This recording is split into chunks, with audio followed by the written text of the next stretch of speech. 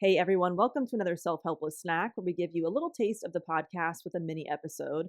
And today is a bit of a role reversal. I know you're used to hearing me interview people about their life, career, or expertise. And this is actually from a podcast called The Stein Time Show, where the host Michael Stein interviewed me about my background in comedy. So his podcast features a bunch of comedians sharing their stories of how they got into stand up and became successful and all that good stuff. And our episode was a flip of that, where he wanted to learn how I got out of stand up and used those skills in other ways. So, kind of funny, this episode is a reversal for both of us on our platforms. So, for any artist out there who really enjoys their craft or at least aspects of their craft, but they don't necessarily enjoy the lifestyle that it requires of them to do that thing in a full-time capacity or in a mainstream type of way for whatever reason, whether maybe it's not a good, fit for your personality or the day-to-day that you want. You are so not alone. Michael and I discussed why I left stand up when from the outside things were going great, how I replaced that income, what transition I made to be a stay-at-home comedian instead, how that led into my next transition, and just how everything has unfolded for what I'm doing today as well. And I just want to say that I really appreciate that so many of you have written in or messaged me throughout the years that you resonate with why I've made certain pivots in my career. So I know that a lot of you tuning in are in a similar situation to me, whether you were a dancer at a competitive or pro level and left that, and now you teach dance or you do community theater or something. And although there's a lot of joy, there's also a lot of grief with a transition like that. Or you're a musician who stopped doing the road to be with your family more. You're an actor who decided to start a business and now you're someone who operates behind the scenes. Whatever your situation is, I know it can be tough. There's ups and downs with every decision. So thank you for sharing with me the ways that you've coped with this kind of thing. And in turn, I'm sharing with you what I've done to try to reach a middle ground for myself and how I've been working to try to integrate these parts of my life to hopefully give you some ideas, but also just to make you feel less shitty about all this. Also, I didn't mention this in the episode, but at the time, it was very helpful for me to understand why I was afraid to lose this kind of external validation, as a stand up comedian. And I recommend that if you're feeling that way, especially if this kind of attention has gotten you love in some way, like growing up, if you've been a high achiever, overachiever, and that's how you got certain attention or certain approval, it can be especially hard to leave something like that behind as an adult because on a subconscious level, you may feel unlovable if you do, or like you'll just kind of disappear, or you'll disappoint somebody if you're not achieving in this kind of way. It can also bring up a lot of grief about feeling like you're starting over and feel like you've lost momentum of some kind if you had been doing something for a while, with a pivot like this, especially if the people around you have done that thing or have done whatever they do for decades or something, right? It can kind of feel hard to feel like you don't have that same kind of timeline behind you. So definitely recommend talking to somebody if you're considering a transition like this or you're in the middle of something like this. It'll bring up a lot of shit for you, just super fun stuff. I know for me, the transitions have been incredible in so many ways. And I'm excited how I've been able to infuse comedy into different areas of my life and my work in ways that I really wouldn't have thought of otherwise if I had stayed doing stand up. So that's been really cool. But there have been times where it also just fucking sucks in a lot of ways too. And I don't feel like I have really a clear path. And it's really hard to love aspects of something, but not quite all of it. And for me, I don't know how you have felt, but I have felt like I've just been kind of left to build my own template because the main template just did not resonate with me. And it's just, yeah, it's hard when you feel like you don't have a clear direction of what the next step can be for yourself. So if you're feeling like this, I totally understand you. I think it's also helpful to remember that the people in your life who do stick to whatever thing that maybe you didn't stick with, or just people in your life who have done the same thing for a long time, they picked one career and have done it forever. They also have ups and downs too, just like we do. And they have really exciting moments and also moments where they wish they had a different balance in their life as well. So it's really all of us, you know? So I hope this episode helps you. Here's my chat with Michael. Probably the only time I've ever heard this. This is a reversal. We had so many people talk about how they got rid of their corporate job and became a comedian because that was their dream. Yeah. Well, Delanie Fischer is the opposite. She will Yes. teach you how to get out of stand-up if you're stuck doing stand-up, making Right. a decent living, and how you Right. can get out of that and have, create your own dicks on a cup, or just be Yes, in the right exactly. room, or What's your version of that? yeah, Exactly. or your own podcast, and how you can, survive being a stand-up comedian. I think that's a wonderful Yes. list. Where was the first place you did stand-up? Was it in the Valley? Where Tell us a little about yourself. My first place I ever did stand up was I went to UC Santa Barbara, and they had a student run comedy show called Laughology. I don't know if you've heard of it or done it. Great production. They would bring up comedians from LA and stuff like that to headline, and then the students would all open for them. And that was my first time doing stand up. 5 minutes, absolutely terrified, and in front of like 200 of my peers. But the reason I got into it, I never wanted to get into stand up. That was not on my radar. But one of my friends in college kind of convinced me into taking this theater class with her for fun. Mhm. And halfway through the class, the teacher starts talking about how the final is performing an original monologue in front of a live audience. And I was like, what the fuck? Right. Why did you not tell me this? I would have never taken this class. I have terrible stage fright. And so I performed this monologue, and it was just like this kind of funny thing about how my parents were polar opposite people, and what does that make me, kind of a thing. And it got a lot of laughs. And so I was kind of doing something stand up adjacent without really realizing it or thinking about it. And then somebody from that crowd told me that I should come and audition for the student comedy show. And I was like, I know what that is. I attend every Saturday as a fan, but there's no way I'm getting on that stage. And so my friend was like, we'll be there. We'll be at the audition. Yeah. So I had a very encouraging friend kind of see something in me that I was never going to, come to the realization of. And so yeah, that's how I started in school. And then you that was like your place to go to do stand-up for a while, and then Yeah.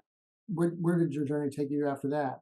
Yes. So my very first club that I performed at was the Ventura Harbor Comedy Club. So once I graduated from Santa Barbara, I moved back to LA, where I was from, and Mhm. I just immersed myself in the LA comedy scene. And of course, you hear all those messages as a new comic in LA, like, oh, you're gonna want to go somewhere else and, like, get decent at it before you, like, show yourself in LA. And I'm like, well, I'm from here. There's really no I Right. like, my family's here. I've grown up here. I'm just gonna have to be shitty in front of people right away. I mean, that's kind of, I'm not gonna live in New York just because you told me to, right? Right. Or wherever. So yeah, it was a lot of performing all over the place, producing shows, just getting my hands on anything that I could. But a handful of years into it, I realized, like, the lifestyle is just not for me. It was making me so depressed. I love the craft of stand up. I love the writing. I love that getting on stage. I mean, even though I have terrible stage fright, there is no greater feeling and greater high than getting laughter from something that you wrote. I mean, it's just the weirdest experience, and I feel like nothing touches that experience. And so there's so much I liked about it, but the day to day and what it was going to require of me to do it more full time. I was like a part time comic. I was getting paid to do it, but I was not fully in, and I didn't really want to be. And so I was like, I got to figure something out here. How do I get out of this? I'm now kind of reliant on it for income. Hmm. It's leading to other opportunities that I like better, or may like better, right? So I ended up writing, a Lifetime movie because somebody saw me perform on stage and then signed me. I was getting random acting gigs. Like, I was getting a lot of fun stuff out of it. So I was scared to take it away because I'm like, well, how am I going to get opportunities that might lead to something that I like better? And so it was just, it was a really hard decision to leave. So what was the impasse? What was that moment where you said, you know what? Because I get that, because there's a point where in stand up where, it's like, look, I'm getting really good at this. and this is going to take me a certain place. But in order for me to go that route, it's seven Yeah. nights a week, 7 days a week writing. It's traveling, it's hotel rooms, it's flying, it's there, it's going Yeah. here, and it's that whole journey, and everything else takes a back seat. Other than that, and some people are like, "That's the dream, man." I'm like, "I get that," but then Yeah. you're at that impasse, and you said, "No, I don't. I want to take it this way." What was that point? What was and where were you at that time, and what was the going on in your head about that? I remember the exact moment. And there are a couple things that led up to it. Like I kind of got the feeling like I got to figure something out. And one big thing was I went to a comedy festival, and a lot of people go there to obviously network and get in front of the bookers and all that kind of stuff. And I was somebody reached out to me from the club and was like, "Hey, we're waiting on your stuff. We'd love to book you for a weekend." And it hit me like I don't want that. So what am I doing here? Right? So I was like, wait, this is the end goal. So, okay, so that was kind of like an inkling of like, okay, I gotta figure something out. And then the moment I knew I was done, it was a night at the Laugh Factory. Everything went great, had a great set, was having fun with other comics. And when just a night that everything goes right. The set goes great. People want to take a photo with you or get your autograph. You have people that you respect saying, "Hey, great set." Mhm. And I got to my car and I was so fucking sad. I mean, I felt so empty. And it kind of hit me like, if this is how I feel on a good night and the nights are just going to be like this at a different scale, I got to do something. I have to get out of this. There's nothing externally that I can point to that says this is going wrong or I should feel bad about it. But internally I was like, I got to do something different. And that is a really weird contrast when everybody's saying like, "Hey, great job," and like, and giving you opportunities or whatever, and you're like feeling like you shouldn't be here, you don't want to be here. You feel guilty that you're getting up the opportunities because there's other people who would love to have them and want to do it.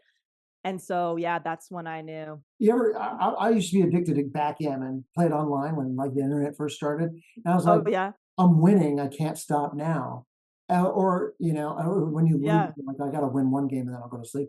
You get so good, It's stand up to me. It was like habitual, like backgammon. I was like, "I'm winning, I can't stop," and then you have a shitty routine, and you're like, "Why the fuck am I doing this?" And that was easier. But that's really hard to walk away. That's like a little pile of money on the Vegas on blackjack table. I'm like, "Eh, right, keep the money." right.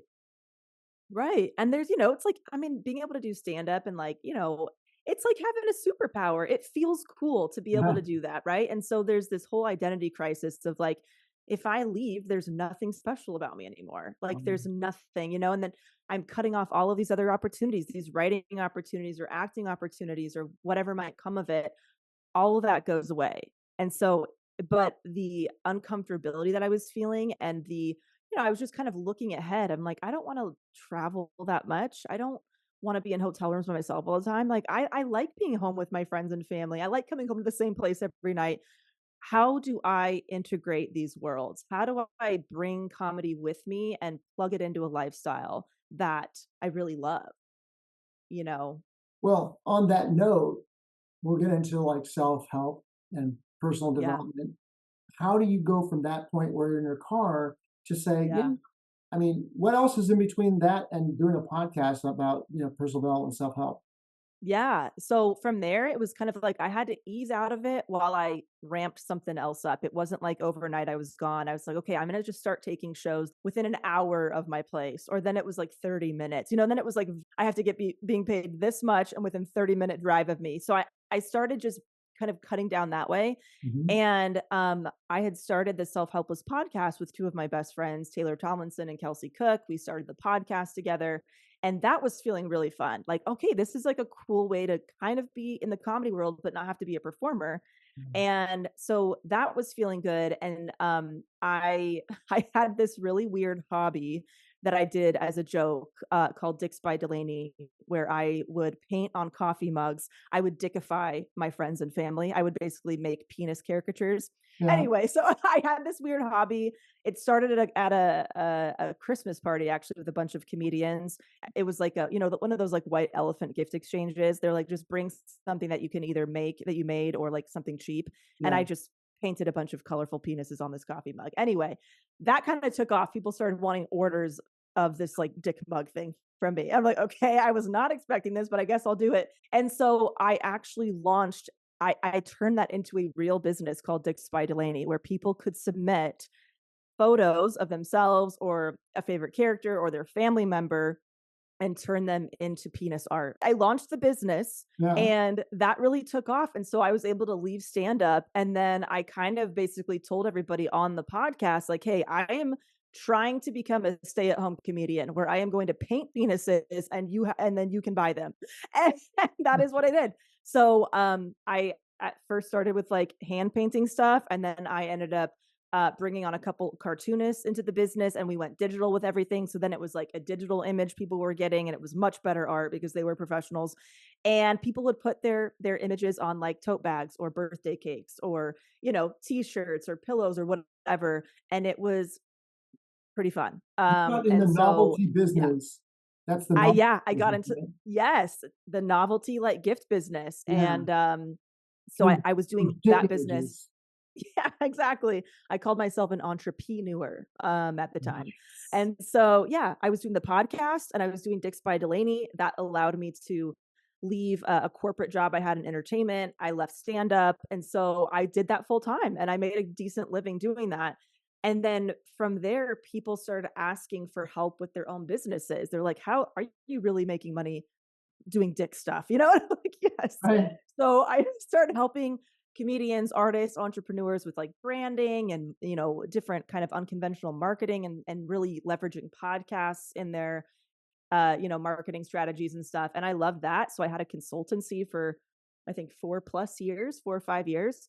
And then I was like, I want to start creating stuff again. So now I'm in this weird phase where I still have the podcast, but I'm also doing a lot of comedy writing for a nonprofit. So I'm helping with their celebrity print and video campaigns and stuff like that.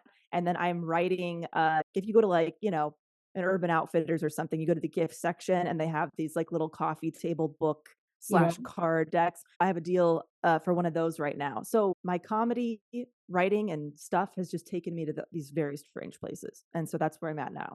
So I would think, I don't know, I don't monetize my podcast, but to me, that I would think the Dicks by Delaney is the most lucrative venture out of all of them. Well, it's interesting. That was doing great, but we had to sell so many dicks, right, to make a decent amount of money. And I really I didn't feel like being this very high volume business. I Yeah. really love the consulting aspect where I could have like a handful of clients and make the same amount or more than pushing product, and pushing these things all the time.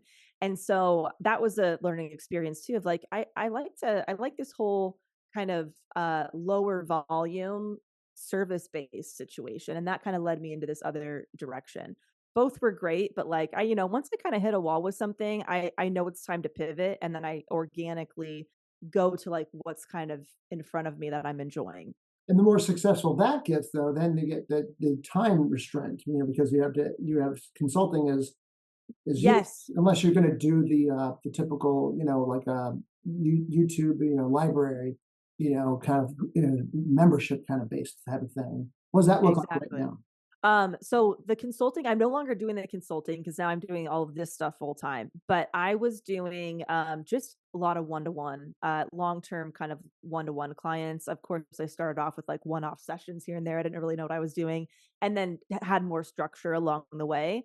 And so, yeah, I wasn't a big. I've tried group type stuff and all that, but I'm just a real big fan of like that personalized support. Mhm. And so yeah, I just had a lot of really amazing people across different industries that wanted my help and guidance and kind of hands-on implementation because a lot of them were podcast fans, so they saw my kind of transitions and what I was doing, and they really trusted me. They saw how I was able to pivot, and that kind of drew a lot of people to me organically, which was great. Very passionate about the power of podcasting through all of this stuff. When did you start your podcast?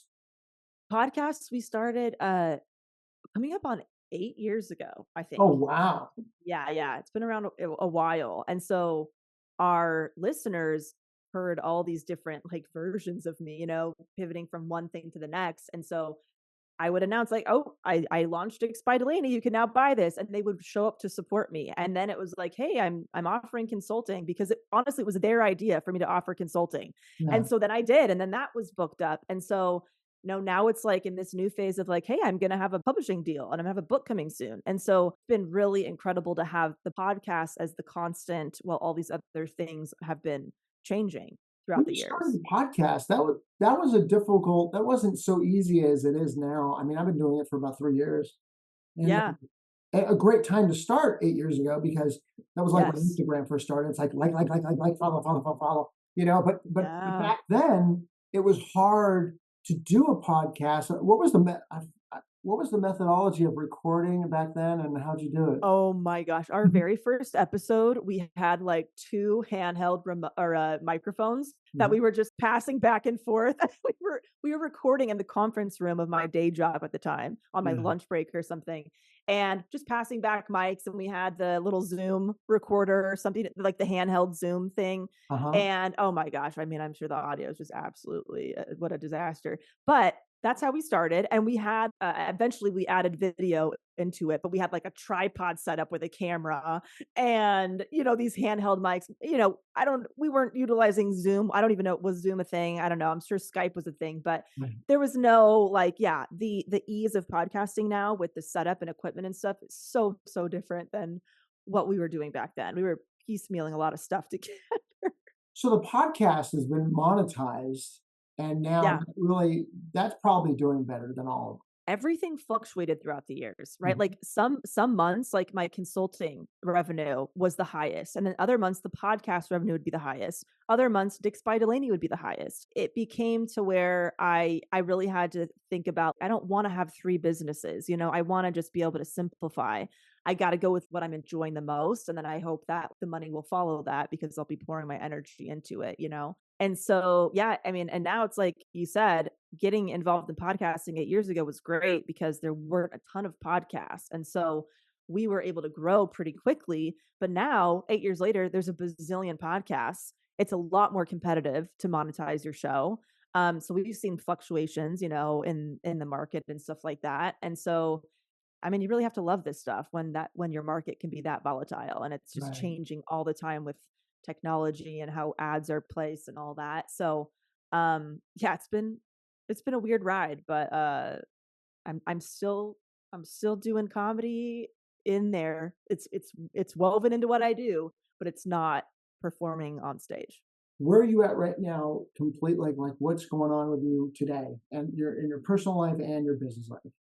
Yeah. So I work from home. So basically my day is kind of structured with, I do a little bit of writing for the publishing deal that I'm working on. I Mhm. do that. And then I will do some podcast stuff. And then in the afternoons, I will do the work for the nonprofit. So yeah, writing this deck, which is full of like puns and silly jokes and, fun titles and stuff. The podcast stuff, I kind of like to blend comedy and activism with the podcast, whether it's mental health or social justice or whatever we're talking about. And then with the nonprofit, it's a lot of script writing, taglines, coming up with pitches and ideas for celebrities. And so it's, yeah, I do 3 different things in a day. But I don't want to be doing a million different things, but it's just right now I'm in this like, I have a writing deadline for this book, and so that won't always be there, and so it'll be like, this nonprofit work, and the podcast is probably going to be Where the did the focus. personal But development, self-help stuff come? Were you always into that, or where did that come from? yeah, so when I met my friends, Kelsey and Taylor, when we were starting the Self-Helpless podcast, we were all doing stand-up at the time, but we're all very type A, very interested in taking care of ourselves and personal growth and all that stuff. And we were finding it very hard to connect with people because, the road life of a comedian, they're drinking, they're partying, they're maybe not taking great care of themselves, or at least that's who we're kind of surrounded by. And so we really connected on, how do you live this really crazy lifestyle, but also prioritize your health and your wellness while doing it, because it's so challenging. And that's how Self-Helpless was started. And we all just talked about the first episode was our first self-help books that we read and how they impacted us, and from there. So we What were all some had of like, those? Let's talk about that. Yeah, yeah. First self-help book I read was actually from Greg Barrett, who's a comedian and wrote, he did He's Just Not That Into You and all that stuff. He wrote a book with his wife. It's called A Breakup Because It's Broken. That was my first self-help book that I ever read when I was like 19, going through my first breakup, Huh? and was very helpful. I mean, all the exercises in there, everything really made me feel a lot better. And it's like, okay, this is kind of a cool thing. And then, years down the road when I started this podcast with my girlfriends, by then I was like very into minimalism and all these other kind of self-helpy type Mhm. lifestyle choices. And it was just fun to talk about and get to know each other on this podcast. I'm a friend of mine, Greg Dean. He's a comedy writing teacher. We go, I go, do his class off and on for years. And big Tony Robbins guy. I've done every seminar that Tony's done.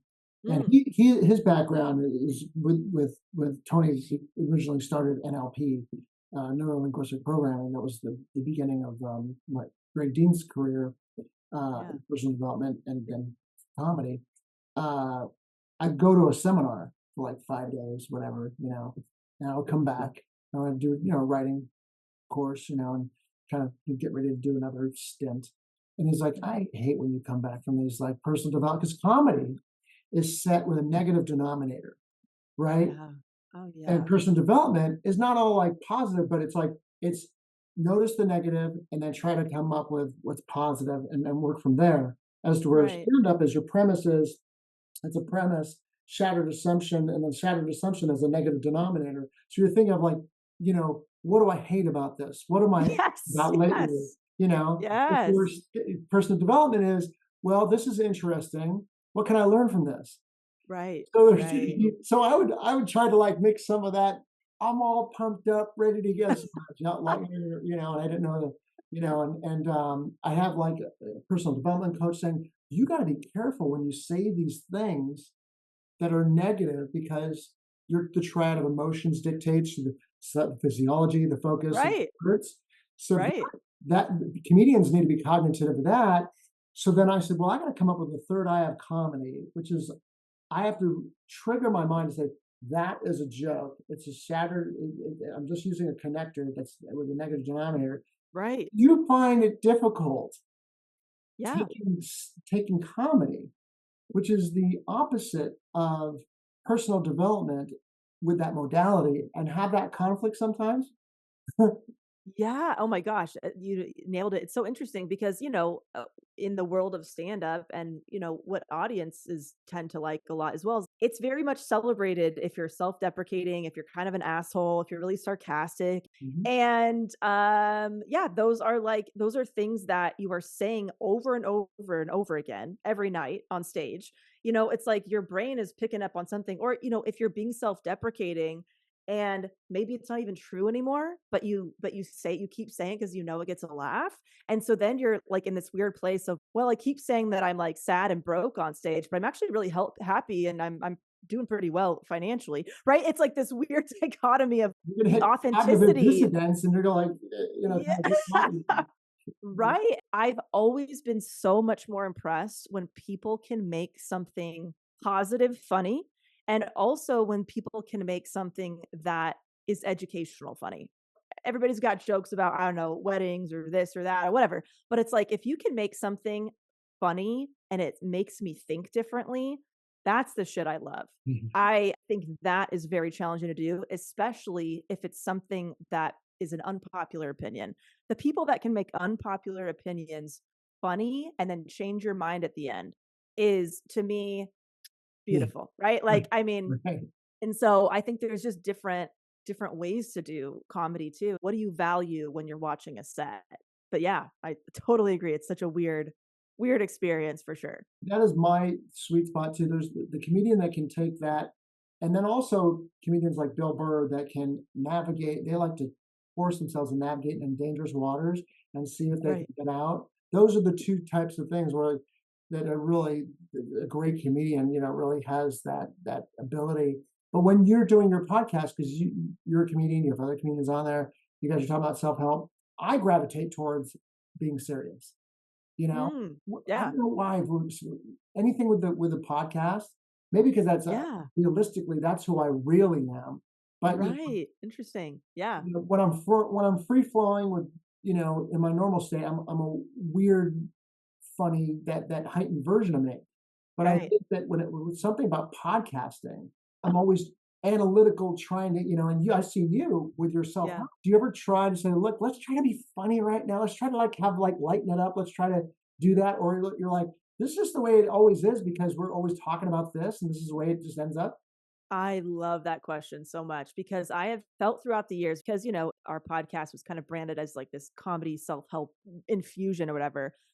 I have a hard time forcing a bit. I can't like it. I might think of something like, it'd be funny to say this right now, but if the moment isn't right, I'm letting that go because to me, I'm prioritizing the presence of the conversation and that over I'm going to be funny right now and get a laugh. And so I anything that may be funny on the podcast has been either it just organically comes up, and it feels like a right moment to say it, and I don't have to think about it, or I have kind of betrayed myself a little bit and I've tried to plug or force something in there and it just didn't feel right. Mhm. And it's so interesting how different people, especially comedians, can even approach a podcast because we've had a lot of conversations with myself and my former co-host on the show where when I'm on the podcast, I feel like I'm just having a conversation. I'm just me. I don't feel this pressure to be funny. If something funny comes out, fine, but it's not the forefront of my mind. Where one of my co-hosts especially was very open about when she steps into the podcast, she feels this pressure to perform and she Mhm. wants to put on a good show and she wants it to be funny. And of course, I think that's coming from somebody who's, she's a professional comedian. So I think she has a lot more pressure of like people are looking at her like you got to be funny. And I have left that world, so maybe I don't have that same pressure, Yeah. but I didn't feel the same kind of like I don't feel so super depleted after podcasting like I just performed. To me, like performing on stage and podcasting, totally different energy, Yes. totally different parts of my brain. And my co-host was saying like that there wasn't a whole lot of separation for her. She felt like she was performing and she'd be very depleted at the end of an episode. And I was like, "Oh, that's so interesting. I'm not approaching it the same way." You know? Yeah, to me, it's almost like you and I are having a conversation, and to me, if I'm not moment to moment trying to find out I'm staying in the moment of what I'm thinking and feeling and being honest, Yeah. then that's fake, and people are, Right. that's not that was like that to me. That's nails on a chalkboard. And I guess Right. that's why I stick to being serious more, even when I'm talking to comedians. I was always gravitating towards an inquisitive shark of seriousness. And I think you do the same thing from what I saw. It seems like you run into the same thing. That's just where you got to be. And serious may it be, even though you have comedians on with you. Yeah, exactly. Exactly. I have never, being around different comedians when you're in that world is like there's some people that don't turn off and it feels like you don't get to know the real them, right? They're always making a bits out of everything. They're never not spinning their wheels about how to make every moment funny. And it's fucking exhausting to be around that. And you also don't feel like it's authentic or sincere. For me, it's like, I don't know this person. I feel like I know a caricature of them. And so I love being in a green room where comedians are having really deep conversations because they do not bullshit. They get right to it. Mhm. And then something funny comes out of it without it being forced or pushed. They're not trying bits on you. They're not testing Mhm. their material. You are just having a really honest conversation with hilarious people. And yeah, that's kind of the energy that I like to bring to the podcast. It's like this is just a real conversation and some moments are going to be funny, some are going to be heavy, and that's life. I think that's a good lesson for somebody that wants to do a podcast. Listen to this conversation. Actually, I think it's interesting. That's why before I started podcasting, was hear somebody talk about that. What's the long term plan? What's like 5, 10, 15? You're a self help person. Do you plan in advance like that, or is it Uh, always been like? Michael, I wish I knew. I used to be a planner, but my career has taken me so many different weird places that I feel like I can't plan anymore. I'm just along for the ride. But I can tell you this, I really, really miss being in a performance role of some kind. I see myself maybe being able to wanting to like direct, write, and star in my own project. Mhm. Um, because right now I'm writing a lot of dialogue for other people, Mm. which is still fun because it's like fun to see that come to life, but I kind of miss delivering my own material. I don't want to do it in a stand-up way, but I do think that there could be something where, maybe I'm creating a short film with a friend or some fun sketches or something. Because I really do miss that. It's an itch I want to scratch. I just don't know exactly how yet because I'm doing a lot of behind the scenes stuff right now. There's so many triggers to pull in this day and age compared to like how when you probably first started, and definitely before when I first started, there's so many avenues you could take. Now it's just a matter of choosing how you're gonna set that vehicle up, because Right. you can create your content, and there's so many ways to do it. So it'll be Yeah. fascinating to see, because you're definitely an eclectic person that has Yeah. so I'm sure we'll be seeing something different, and whether it's Something weird. picks on a cup or stand up and whatever you got Yeah. planned there. Sounds like you're having a good time. You're just going along with the flow, and you're like, oh, you're grabbing these things and they're very exciting for you, and you're having fun with them. So that sounds like a good time. Yeah, it has been. And I think, if the lifestyle of stand up isn't for you, there are other ways to put that skill to use. Like it's not an all or nothing. You can find what works for you. It just might take a little while and feel hard and messy, but it is possible. You can infuse that into other things that fit better with the life that you want.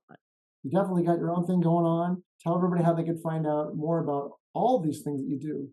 Yeah, just go to my website, delaniefischer.com, Delaniefischer.com. That's my home base. So even if things are changing, you'll find the most up to date information there.